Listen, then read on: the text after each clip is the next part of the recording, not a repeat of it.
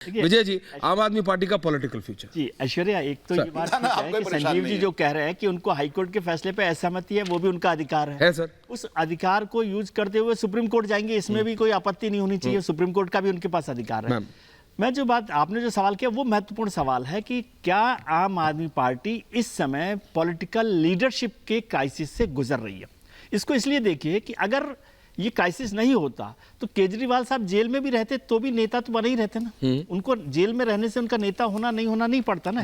लेकिन पार्टी का जो पॉलिटिकल मैनेजमेंट है उसको एक ऐसे लीडर की जरूरत है। वो लीडर शायद मैं कह रहा हूं, वो तो संजीव जी को ज्यादा पता होगा कि वो उसको तलाश नहीं कर पा रही कि अरविंद केजरीवाल जी का ऑल्टरनेट कौन हो जो इस संगठन को, इस पार्टी को, इस सरकार पर सर अगर नहीं फाइंड क्राइसिस हो रहा है। मैं समझ रहा हूं, बड़ा क्राइसिस लेकर आए सुनीता जी के साथ, लेकिन मुझे नहीं लगा कि सुनीता जी को नहीं सर, अगर वो हो गया तो वो तो लालू राबड़ी रिपीट हो जाएगा और आम आदमी पार्टी खत्म हो जाएगी। मैं तो बाहर से बैठ के कह रहा हूं, जिनका विरोध किया सर, पर अगर जिनका विरोध किया अगर इस हद तक चले जाएंगे, साथ आ गए हैं, कंधे पे हाथ रख लिया है, दोस्ती निभा ली है, सपोर्ट ले लिया है, लेकिन अगर कहीं लालू राबड़ी मॉडल फॉलो हो गया आम आदमी पार्टी में तो क्या होगा वो संजीव जी मेरे से बेहतर जानते हैं। जनता के बीच में वो जाते हैं, वोट उनको मांगना है। संजीव जी आ रहा हूं। शरद जी, होता तो वो आ जाता ना सामने, भाई अरविंद जी को आप लड़िए, बीजेपी वालों को जेल में भेजने दीजिए, अरविंद जी को हम लड़ाई लड़ रहे हैं। नेता तो बहुत है, वो चूज पार्टी को करना है तो आप भी जानते हैं, नेता तो है। अभी वो नहीं हुआ। Sharad ji your view points on this. Sharad ji, Sanjeev ji आ रहा हूं उस पर। शरद गुप्ता जी, सबसे पहली चीज तो ये है कि आम आदमी पार्टी का जन्म इंडिया अगेंस्ट करप्शन मूवमेंट से हुआ। बिल्कुल हुआ सर। पार्टी भ्रष्टाचार के खिलाफ बनी, सिस्टम चेंज करने के लिए, व्यवस्था परिवर्तन के नारे, लेकिन पार्टी सिर्फ सत्ता परिवर्तन करके रहेगी, जैसा अधिकतर इस तरह के मूवमेंट्स में होता है। और उसके बाद जितनी परिस्थिति जन्य चीजें सत्ता के साथ आती हैं तो लग रहा है कि पार्टी में भी आ गई है कि जिनके खिलाफ उन्होंने इतने नारे लगाए थे, इतने धरने दिए थे, इतने प्रदर्शन किए थे, सब उन्हीं के साथ हाथ मिला रहे हैं। लेकिन हमें यह भी नहीं भूलना चाहिए कि सुप्रीम कोर्ट ने ईडी को लेकर किस तरीके की टिप्पणियां की।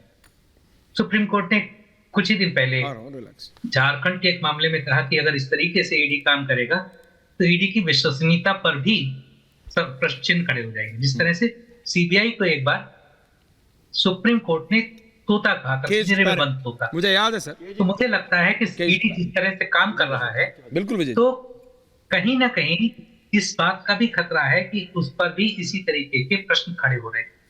मैं ये नहीं कह रहा हूं कि अरविंद केजरीवाल साफ सुथरे हैं।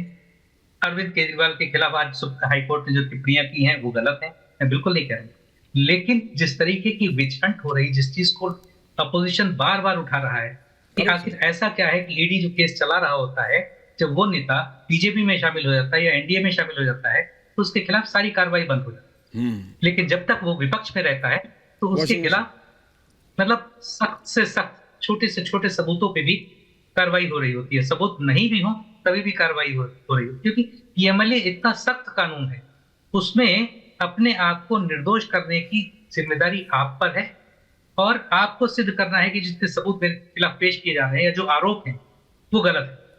तो ये अपने आप में इसी वजह से जो जिस मामले पे, झारखंड के मामले पे कहा था, उसमें सुप्रीम कोर्ट ने यही कहा था कि 18 महीने तक किसी व्यक्ति को बंद रखें आप जेल में और ट्रायल ना शुरू होने दें। बार बार आप सप्लीमेंट्री चार्जशीट पेश करते हैं। तो मुझे लग रहा है कि अगर ट्रायल शुरू होता है तो उसके बाद एक फेयर जो डिसीजन हो सकता है वो हो सकता है। लेकिन अभी जिस तरीके की बात हो रही है वो सिर्फ गिरफ्तारी को चैलेंज करने को लेके हो रही, बेल को लेके हो रही, तो उसमें मेरिट पे कोई बात नहीं हो रही है। ओके शहजाद, देखिए इन्होंने एक महत्वपूर्ण बात कही और सुप्रीम कोर्ट के उस फैसले के बाद कुछ गाइडलाइंस एक तैयार की गई, उसको कहते हैं पंकज बंसल केस। और मैं उसके विषय में भी कोर्ट ने क्या बोला है बताना चाहता हूँ। Files placed before the court by ED reveals that Kejriwal was granted all mandate of law laid down in Pankaj Bansal case. It was followed and the magistrate court order was a reasoned order. तो जो चिंताएं ये प्रकट कर रही है बिल्कुल सही चिंता। शरद जी तो कर रहे हैं, मैं उसको कतई एक मिनट के लिए भी कम नहीं आंकता। शरद जी की सारी चिंताओं पर एक छोटे कोर्ट ने नहीं, हाई कोर्ट ने, कॉन्स्टिट्यूशनल कोर्ट ने अपने विचार को रखा है विवेक से, उसके बाद इनको आज रिलीफ डिनाई किया। और दूसरी बात, मैं आज दोनों वरिष्ठ पत्रकारों से मैं एक सवाल पूछना चाहता हूं। अरविंद केजरीवाल जी ने एक पैमाना सेट किया कि आरोप लगने पर इस्तीफा दो, जिस पर मदन लाल खुराना जी ने बहुत पहले काम किया। पैमाना तो टूट गया, लाल कृष्ण अडवाणी जी ने किया था। आज मैं कह रहा हूं, पार्टी कौन चलाता है उससे मुझे कोई मतलब नहीं। दिल्ली की सरकार जिसका कानूनी और कॉन्स्टिट्यूशनल मैंडेट जो है, और जैसे उसके चलने की प्रक्रिया है, रिटर्न ऑर्डर होते हैं, साइंड ऑर्डर होते हैं, वो क्या आज तिहाड़ से चल सकती है इस प्रकार से?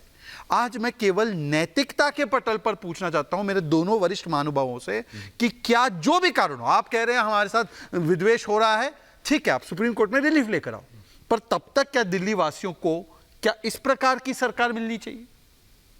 ये सवाल तो सबसे महत्वपूर्ण है। ये सवाल विजय जी, यही इसी संजीव जी आ रहा हूं, इसी पर चर्चा हो रही है कि ओके, शरद जी बोलना चाहते हैं, आ रहा हूं। आपकी शहजाद साहब की और संजीव जी की लड़ाई में दिल्ली की जनता क्यों पीछे? That's right. क्या आज दिल्ली की सरकार काम कर पा रही है?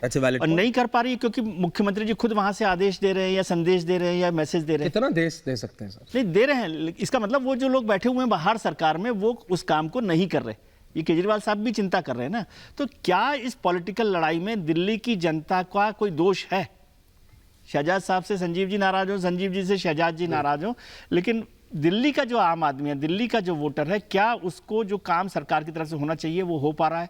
अगर नहीं हो रहा तो इसकी जिम्मेदारी तो जो सरकार है उसकी होनी चाहिए। बिल्कुल होनी चाहिए। संजीव जी को देखना चाहिए कि वो मुख्यमंत्री जी को कहेंगे सर ये नहीं हो पा रहा, अब आपको इस पर काम पर आना चाहिए। Point taken. एंडिंग कमेंट्स, शरद जी कुछ कहना चाह रहे हैं, शरद जी बोलिए।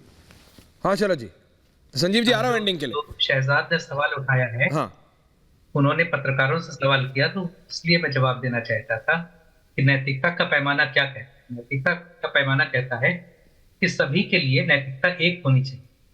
अगर अरविंद केजरीवाल के लिए एक नैतिकता है तो अजीत पवार के लिए नैतिकता अलग नहीं हो सकती। ये मारा। इसी तरह से जो दूसरे आदर्श घोटाले के जो भी आरोपी थे उनके लिए अलग नहीं हो सकती। शहजाद, 2G घोटाले के आरोपियों के लिए अलग नहीं हो सकती। इसका जवाब कोयला घोटाले के आरोपियों के लिए अलग नहीं हो सकती। इसका जवाब दे। तो सभी के लिए नैतिकता एक होनी चाहिए। Okay, point taken. Shehzad quick response. ऐसा है संजीव जी आ रहा हूं संजीव जी। अरे संजीव जी आ रहा हूं, इतना बोले हैं आप। शरद जी, आदरणीय शरद जी, अजीत पवार के ऊपर जो केस है ना, आपको पता है एमबीए की सरकार ने वापस लिया। और अजीत पवार को अगर इतना ही भ्रष्ट मानते थे तो एमबीए की सरकार ने मंत्री भी नहीं, एलओपी भी बनाया। मैं आज आपको कह रहा हूं, अरविंद केजरीवाल एक पैमाना सेट करते थे, मैंने ये नहीं पैमाना सेट किया। मेरे हिसाब से तो पैमाना ये है कि अगर कोर्ट आपको गिल्टी पाए, जैसे लालू जी को पाया, डीएमके के नेता को पाया, तब आप जाइए। आरोप प्रत्यारोप पर मैंने नहीं बोला, केजरीवाल जी ने बोला। अपने किए हुए पैमाने पर आज वो खड़े नहीं उतर रहे। संजीव जी, अगर आज आप स्मार्ट होते ना, संजीव जी सुन लीजिए, अगर आज आप स्मार्ट होते ना तो शहजाद का ही फॉर्मूला यूज करके, शहजाद का क्या होता है फॉर्मूला, ऑडियो निकाल देने का। आज आपको ऑडियो निकाल देना था, आज आपको बीजेपी के बड़े बड़े नेताओं का ऑडियो निकाल देना था। शहजाद, देखिए शहजाद का जो फॉर्मूला है वो बहुत नेता यूज करते हैं, वो बहुत नेताओं ने फॉलो करा है। मैं बता, शहजाद सच में आपका फॉर्मूला बहुत लोग फॉलो करते हैं, लेकिन संजीव जी आज आप चूक गए। अगर आज आप वो फॉर्मूला यूज कर देते तो बीजेपी का कौन सा बड़ा नेता है जिसने अजीत पवार पर वार नहीं करा? But you lost that is over, you lost that chance. हाँ, अब आप बोलिए। बिल्कुल, अब आप बोल लीजिए जो बोल सकते हैं। अब देखिए, यही तो बात है ना, मौके पे कोई बताना पड़ेगा। कोई बात नहीं, चलिए। पत्रकार विजय त्रिवेदी और शरद गुप्ता जी दोनों के लिए मेरा बड़ा रिगार्ड है। शरद जी, समस्या ये है, एंडिंग है, कोशिश यही करते रहे, भ्रष्टाचार के खिलाफ हम लोग आए थे, बिल्कुल आए थे, लेकिन इनकी तोहमत भी यही है कि सर भ्रष्टाचारी साबित कर दे, हमारा काम पूरा हो जाएगा, फिर हम कहते हैं कि हमारे जैसे ही हैं। और दूसरी बात जो विजय जी कह रहे थे, जो ही सर संजय जी की बिल मिली, कयास लगने लगा कि संजय जी कहीं बीजेपी पे नहीं जा रहे, क्योंकि लोगों का यह मानना है कि बिल ऐसे मिल ही नहीं सकती है जब तक आप भारतीय जनता पार्टी में ना जाएं। तो संजय सिंह जी की जो ही बिल मिली कि बड़ी कयास लगने लगे, और आपकी टीवी डिबेट में कहीं कहीं लगने लगे ये बिल कैसे मिल गया, कुछ तो डील हुई है। इसका मतलब ये साबित हो रहा है कि भारतीय जनता पार्टी से डील कर लो तो बिल भी मिल जाएगी और आप बड़े नेता भी भारतीय जनता पार्टी में हो जाओगे। लेकिन अगर डील नहीं करोगे, ये किसी को, ये इनका भरोसा किसी पे नहीं, ये कह रहे हैं सबके ऊपर सवाल है, सुप्रीम कोर्ट भाई।